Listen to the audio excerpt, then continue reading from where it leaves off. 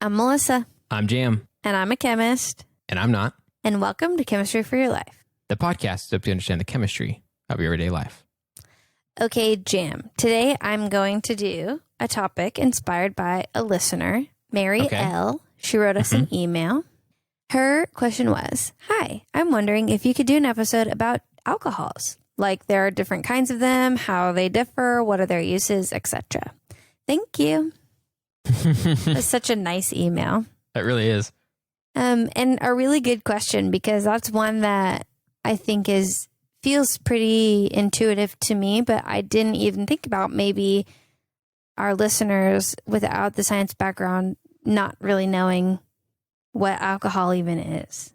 Yeah, I absolutely do not know what it even is. That is awesome. That's really exciting. I'm excited about that because this is a fun one for me, and it falls at a really nice time for me to get this question because I had my big qualifying exam this week, and I didn't have a ton of time. So this is a good one that was really straightforward and fun to kind of get to dive back into. This is very organic chemistry. Nice stuff. Okay, so an alcohol group is a functional group. Okay. We've talked about functional groups before. They're special arrangements of atoms that have a consistent function that can be attached in a lot of different places or areas. So in this case, this particular functional group, alcohol, is an oxygen bonded to a hydrogen. So it's almost like water. You know, water is hydrogen and then oxygen and hydrogen. But instead of one of those H's in the H2O, it's a carbon chain. Any group of carbons or other atoms can be attached there. Okay. So you've got the oxygen, the hydrogen, and carbons? Yes. Do you still have two? Nope, just one. Okay. So there's a carbon chain, and then an oxygen's attached to the carbon chain, and then the hydrogen's attached to that oxygen. Got it. Okay. So it's an OH group, and the connection between the rest of the organic molecule and the alcohol is between the carbon and the oxygen. It's an OH group? Uh-huh. Oh. Oh, no. I saw you getting that look on your face. I was just like, oh my gosh, that's so perfect. Oh my gosh, it's so perfect. Okay. Well, so that's your alcohol functional group, and now you can always remember it because, oh my gosh, it's so perfect. It is perfect. That's interesting. So it's just that simple. Obviously, those are the building blocks or whatever. But every alcohol has that stuff present?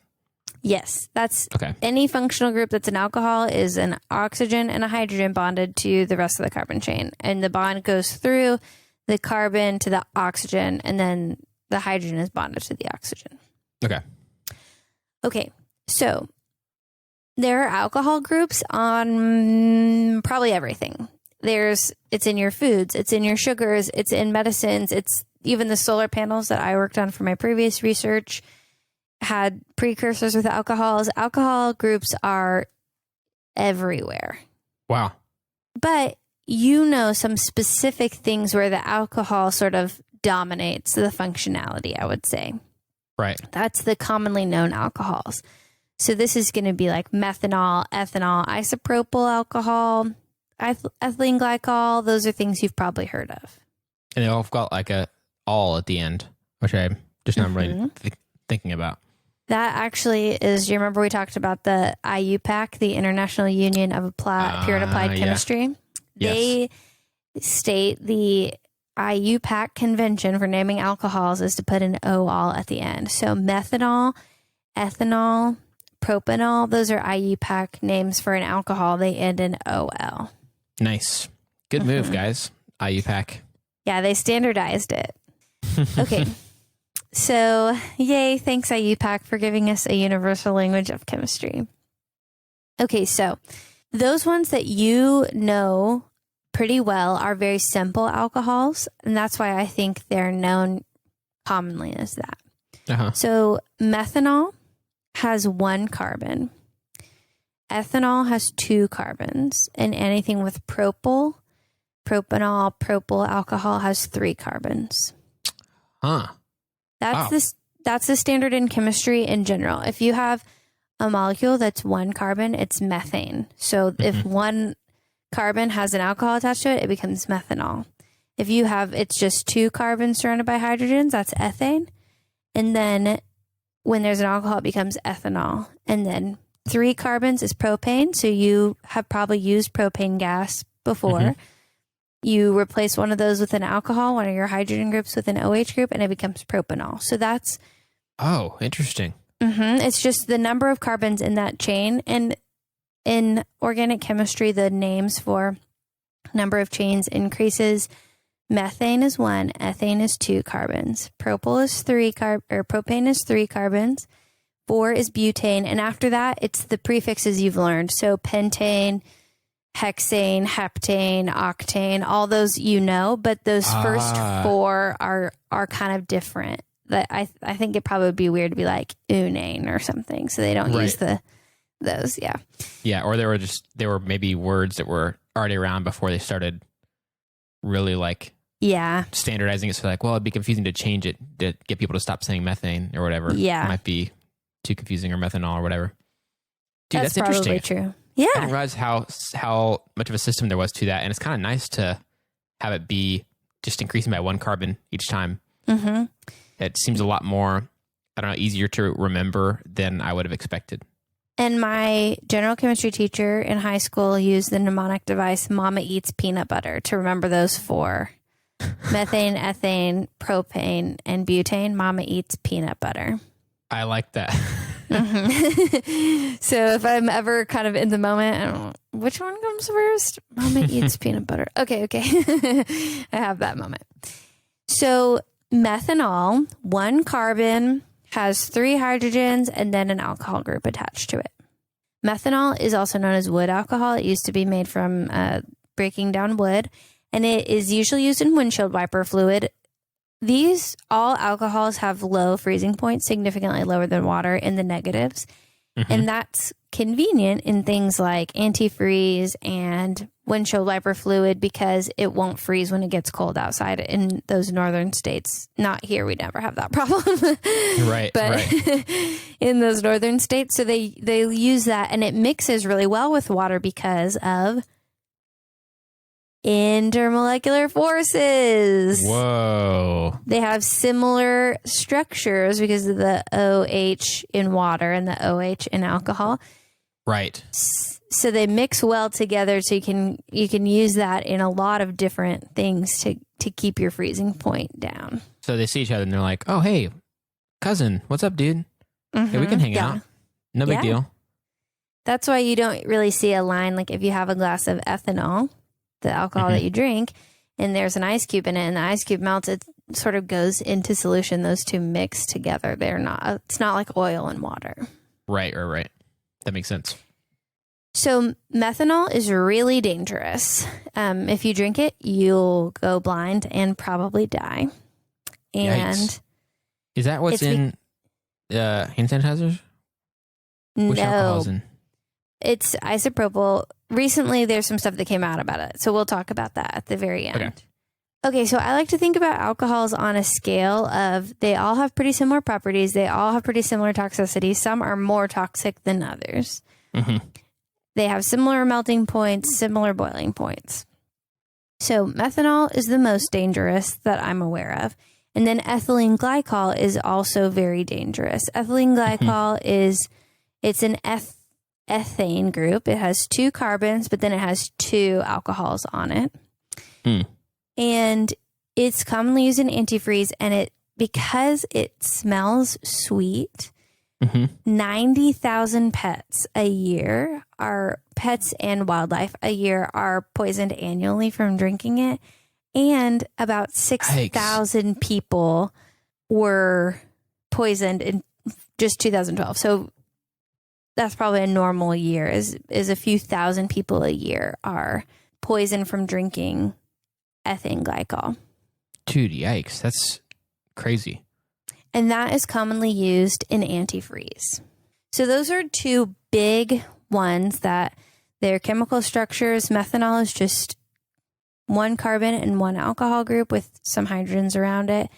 And then ethylene glycol is 2 carbons with 2 alcohols around it. Those are the big scarier ones. The rest of them are not, well, we'll get into it, but those are the biggest, scariest ones. So they're working on replacing ethylene glycol actually with a food additive that's much more safe, and that is propylene glycol. So propylene glycol is already used as a food additive. It's prop, so it has 3 carbons and 2 alcohols on it. Okay, now, the one we've all been waiting for, the alcohol that you're allowed to drink. Ethanol. Okay. This is in your vodkas. This is in your beers. This is in your everything. And ethanol is 2 carbons, 1 alcohol group. And a lot of questions that I hear about this is, why is it dangerous to drink methanol and dangerous to drink ethylene glycol, but it's fine to drink ethanol? Yeah. I definitely am wondering that now too. Well, to be honest with you, it's not really fine to drink ethanol.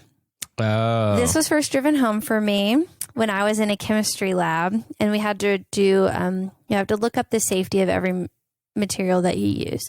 And this is the warning on ethanol.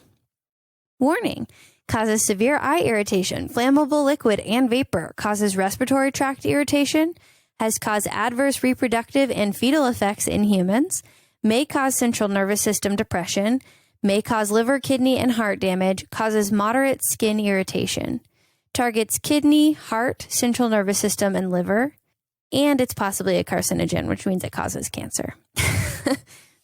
Those are all the warnings to drinking alcohol, but a common saying we have in chemistry is the dose makes the poison. So people can die from alcohol poisoning from ethanol poisoning, but you have to drink enough or drink it consistently enough that you're consistently poisoning your body. But it does have very similar effects as the other ones. Now, in your body, alcohol dehydrogenase breaks down alcohol. And when it breaks down ethanol, it breaks it down into something that is not incredibly toxic in your body, but it can break down methanol into formaldehyde.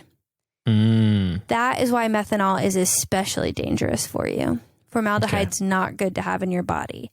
So if someone accidentally drinks methanol, one of the means of treating that is to get them drunk on regular alcohol, drinking alcohol.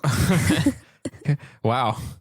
So if you should not attempt to do this treatment at home ever. If you can call a doctor or poison control to do that. But it is possible. They can use a dehydrogenase inhibitor. So the enzyme that breaks alcohol down in your body, you can basically inhibit that and keep it from working. Or you can use a different alcohol that has harmless effects when broken down. Dude, that's crazy. I'm kind of going through like realizing, oh yeah, this is a weird, chemical that we're putting in our bodies.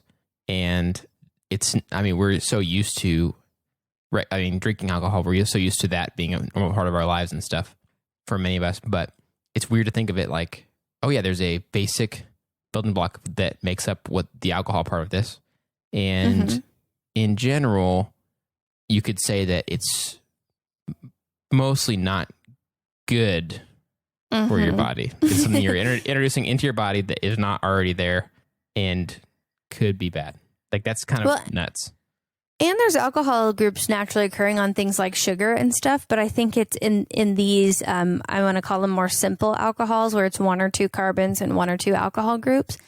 I think there's a dominant effect that negatively impacts our systems. And that is part of what a hangover is. A lot of it is dehydration, but also your digestive tract can be irritated by drinking something that's not maybe traditionally shouldn't be drunk. Wow.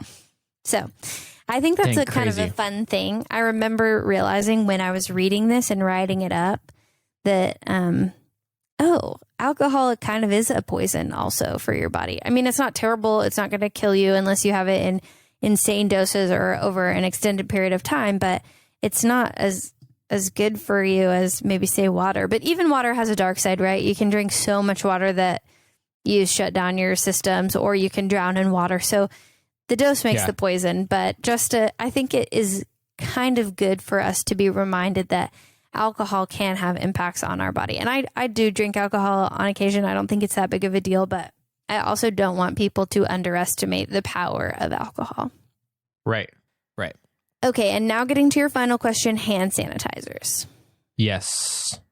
Okay, so hand sanitizers are generally made up of isopropyl alcohol. So that is propyl, so 3 carbons and 1 alcohol. The alcohol sits right in the middle.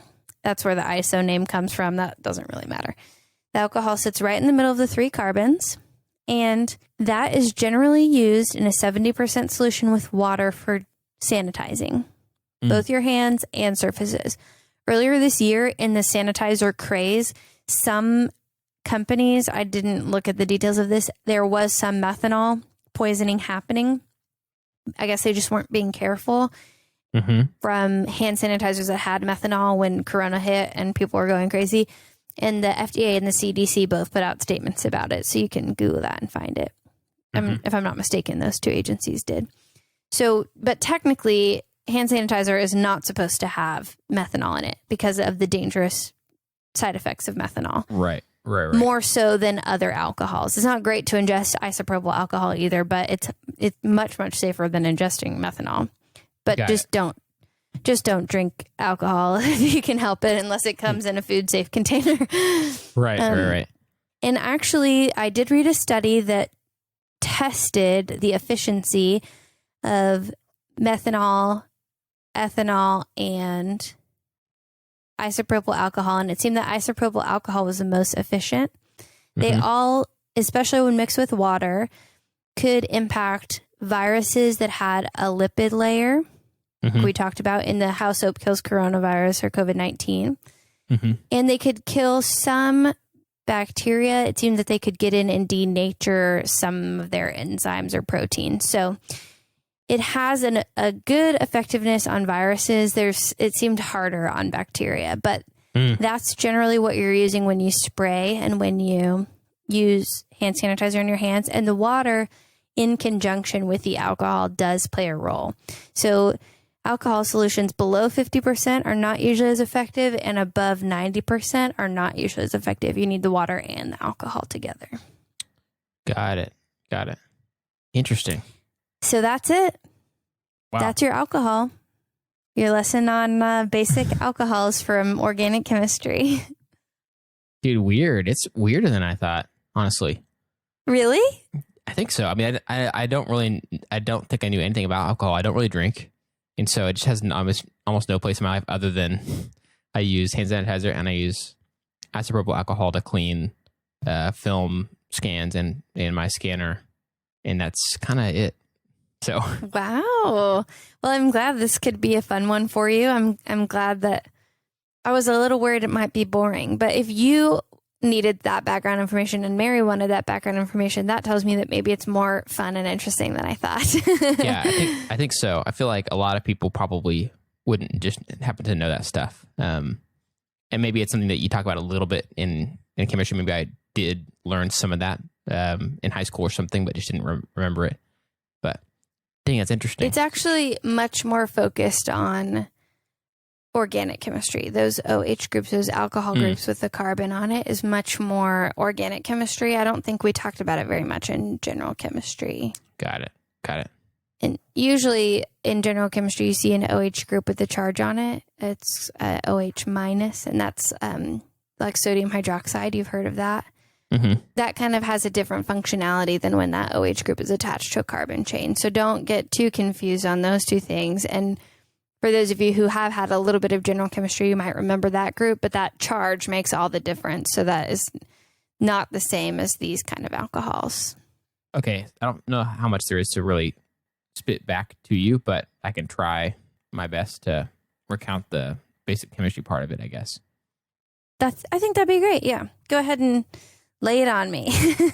So in alcohol, it's a functional group, and it consists of a carbon chain and then an oxygen, and then a hydrogen.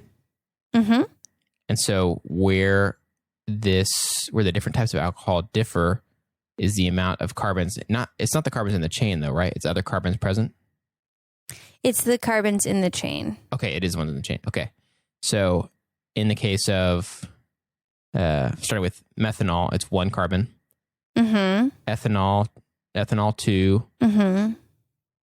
What did you say? Propanol? Propanol. Or isopropyl? Mm-hmm. Propanol is the general idea of having 3 carbons and an alcohol group, but the position of the carbon can be middle or side, and so then the isopropyl is more specific. Got it. So just propanol would be just saying that there's 3. Mm-hmm. And then butane? Butanol? What was the fourth one? Yes, butane. Butanol is nice. Mm-hmm. Good job. Mama eats peanut butter, remember? And plus, you know what? Yes, she does. She does eat peanut butter. And so those, and then it can go up from there to different prefixes. But the main thing being that there's a lot of different effects that those alcohols can have based on the fact that they have different carbons and can be used in different things, have different effects on our body, even though it seems like they could all have a level to which they are bad for us. Mm-hmm.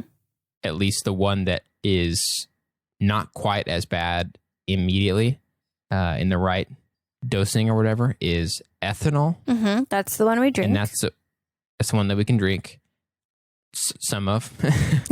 And I don't know what else there is. It's kind of... Can you remember the most dangerous one? The one that can cause blindness and cause you to die? Methanol, right? Methanol. And how do you cure methanol poisoning? By introducing ethanol, right? That's right.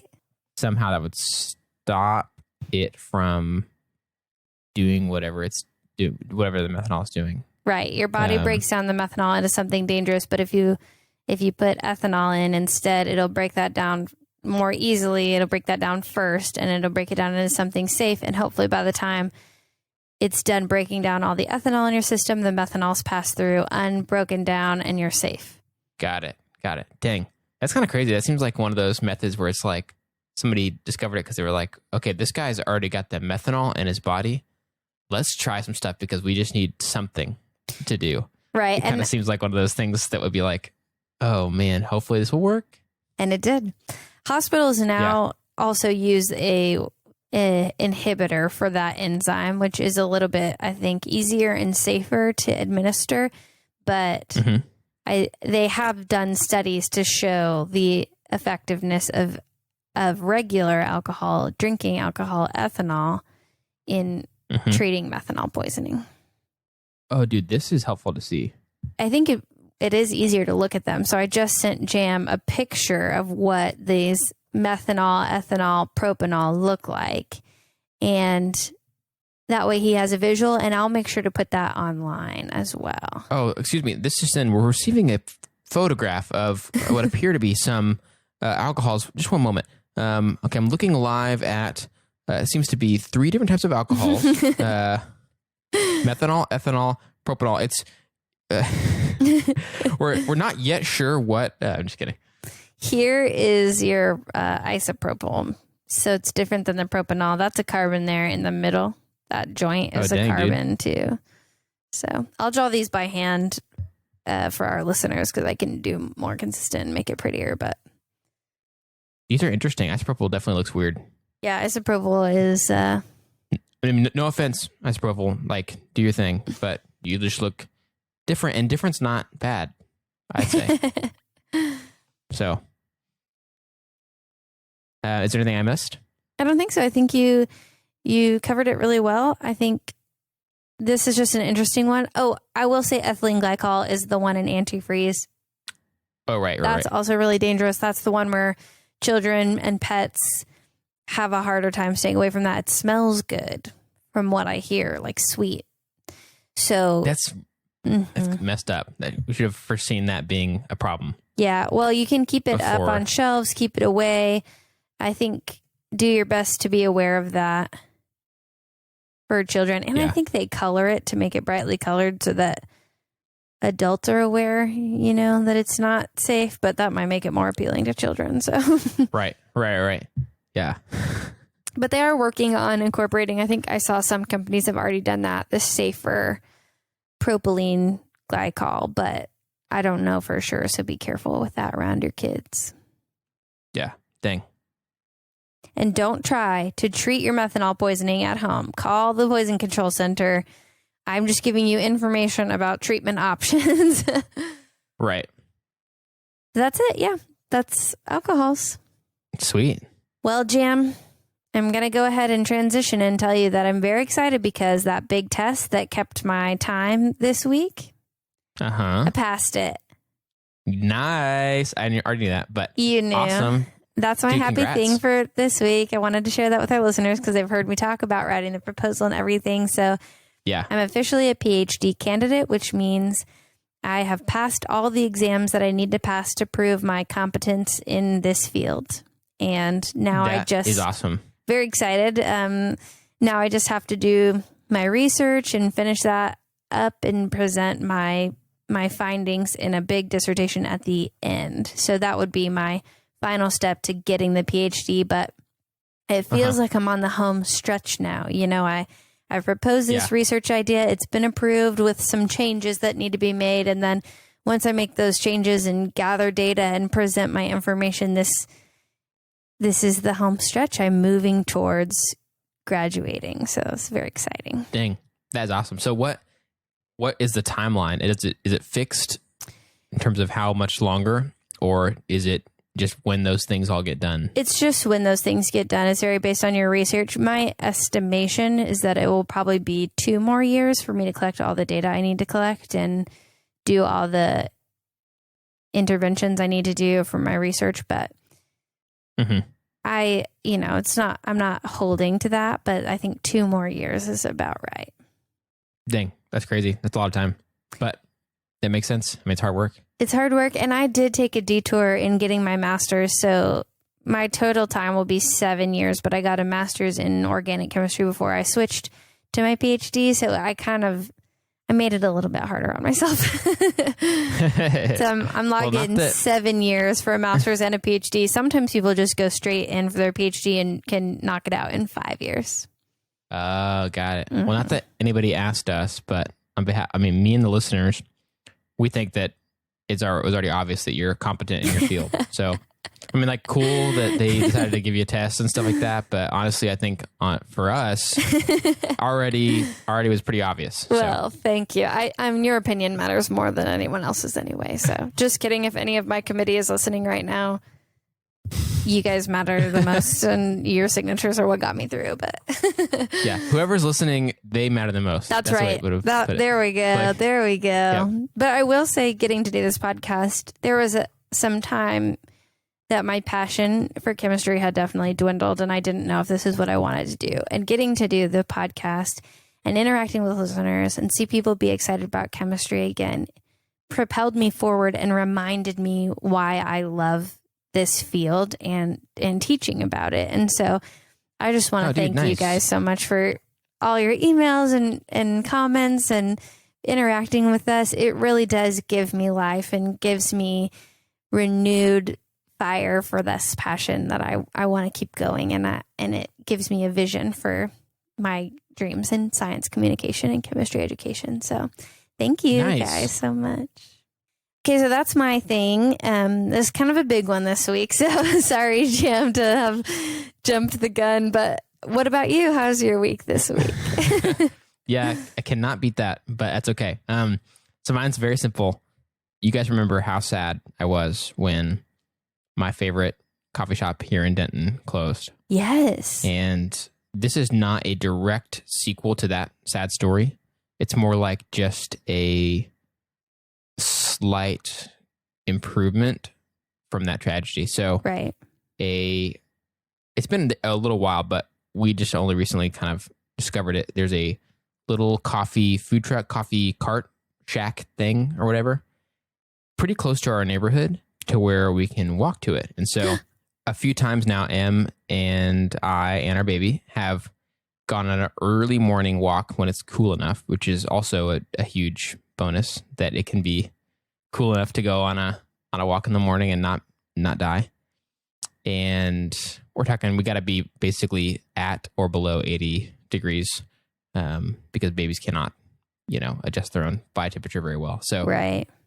We've gone on a few walks over to there, grabbed a coffee, and walked around while it's still a good temperature. And that's just been so nice for those two reasons. Getting to go on a walk and it being nice, and getting to go grab a coffee. They've got great coffee. So I did want to shout them out because they're awesome and they're a small business. So they're called The Mug. And so if you're a Denton person that wants to support a little coffee shack kind of thing, hit up The Mug. They've got some good coffee. That's so cute. I'll go. I'm adding this to my list right now of places that I want to hit up. Yeah, they're right over by, I guess we could just talk about where they are. It doesn't really matter. They're right over off of University. Wow, very exciting. DM us if you need. We'll tag them or something online. Yeah, we'll post. Share them on our stories and retweet them on Twitter. So yeah, cool. That's exciting. That's a nice epilogue to your story. Yeah. So a little bit of coffee hope in my routine now. A little bit of coffee hope and a little bit of academic hope for you guys to finish off your week.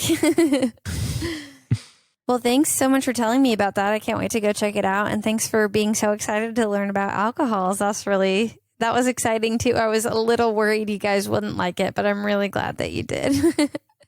Well, thank you for teaching us and for opening my mind to what alcohols even are, and starting from nothing because I didn't know anything. And thanks for teaching the listeners as well. Melissa and I have a lot of ideas for topics of chemistry in everyday life, but we want to hear from you. So if you have questions or ideas, you can reach out to us on Gmail, Twitter, Instagram, or Facebook at Chem for Your Life. That's Chem, FOR, Your Life, to share your thoughts and ideas. If you'd like to help us keep our show going and contribute to cover the cost of making it, go to ko-fi.com/Chem for Your Life and donate the cost of a cup of coffee. If you're not able to donate, you can still help us by subscribing on your favorite podcast app and rating and writing a review on Apple Podcasts. That helps us to be able to share chemistry with even more people. This episode of Chemistry for Your Life was created by Melissa Collini and Jam Robinson. References for this episode can be found in our show notes or on our website.